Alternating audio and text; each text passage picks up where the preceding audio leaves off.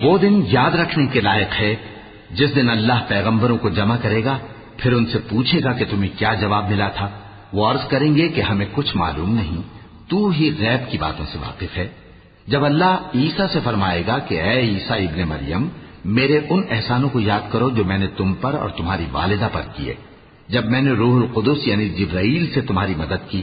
تم گود میں اور جوان ہو کر بھی ایک ہی نسب پر لوگوں سے گفتگو کرتے تھے، اور جب میں نے تم کو کتاب اور دانائی اور تورات اور انجیل سکھائی، اور جب تم میرے حکم سے مٹی کے پرندے کی شکل بناتے پھر اس میں پھونک مار دیتے تھے تو وہ میرے حکم سے سچ مچ کا پرندہ بن جاتا تھا، اور پیدائشی اندھے کو اور برس کی بیماری والے کو میرے حکم سے اچھا کر دیتے تھے، اور مردوں کو زندہ کر کے قبر سے نکال کھڑا کرتے تھے۔ اور جب میں نے بنی اسرائیل کے ہاتھوں کو تم سے روک دیا، جب تم ان کے پاس کھلے ہوئے نشان لے کر آئے، تو جو ان میں سے کافر تھے کہنے لگے کہ یہ تو کھلا جادو ہے۔ اور جب میں نے حواریوں کی طرف حکم بھیجا کہ مجھ پر اور میرے پیغمبر پر ایمان لاؤ، وہ کہنے لگے کہ پروردگار، ہم ایمان لائے، تو شاہد رہی ہو کہ ہم فرمانبردار ہیں۔ وہ قصہ بھی یاد کرو جب حواریوں نے کہا کہ اے عیسیٰ ابن مریم، کیا آپ کا پروردگار ایسا کر سکتا ہے کہ ہم پر آسمان سے کھانے کا خوان نازل کرے؟ فرمایا، اگر ایمان رکھتے ہو تو اللہ سے ڈرو۔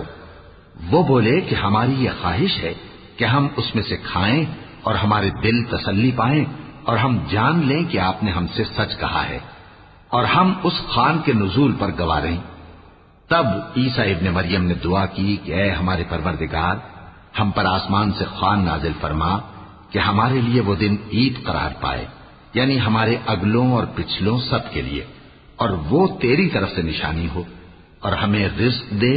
اور تو بہترین رزق دینے والا ہے۔ اللہ نے فرمایا، میں تم پر ضرور خوان نازل فرماؤں گا، مگر جو اس کے بعد تم میں سے کفر کرے گا اسے ایسا عذاب دوں گا کہ اہل عالم میں کسی کو ایسا عذاب نہ دوں گا۔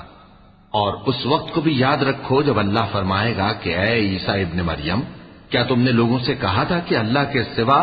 مجھے اور میری والدہ کو معبود مقرر کرو؟ وہ کہیں گے کہ تو پاک ہے،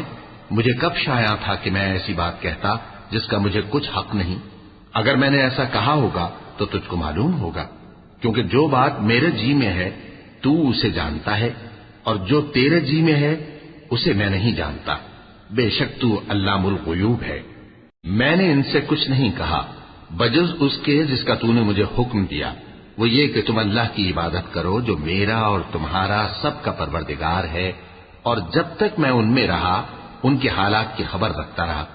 پھر جب تو نے مجھے دنیا سے اٹھا لیا تو ہی ان کا نگراں تھا، اور تو ہر چیز سے خبردار ہے۔ اگر تو ان کو عذاب دے تو یہ تیرے بندے ہیں، اور اگر انہیں بخش دے تو تیری مہربانی،